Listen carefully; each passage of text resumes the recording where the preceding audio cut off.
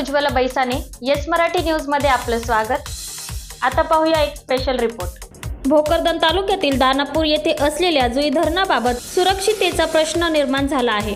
तालुक्यातील हे सर्वात मोठे धरण असून परिसरातील जवळपास 15 ते 20 गावांना या धरणातून पाणी पुरवठा केला जातो।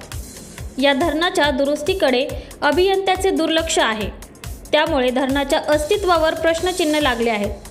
भोकरदन तालुक्यातील दानापूर येथील जुई मध्यम प्रकल्पावर 1.5 किलोमीटरची संरक्षण भिंत आहे। या भिंतीवर आतील व बाहेरील भागात दोन्ही बाजूला झाडे झुडपांनी विळखा घातला आहे, त्यामुळे संरक्षण भिंतीला या झाडांच्या मुळांमुळे भेगा पडल्या आहेत।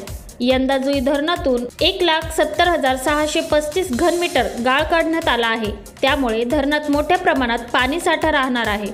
परंतु या भिंतीला तडे जात आहेत, त्यामुळे ग्रामस्थांनी धरण फुटण्याची भीती वर्तवली असून प्रशासनाने लक्ष द्यावे अशी मागणी नागरिकांकडून होत आहे। येस मराठीसाठी अमोल शिंदे, भोकरदन।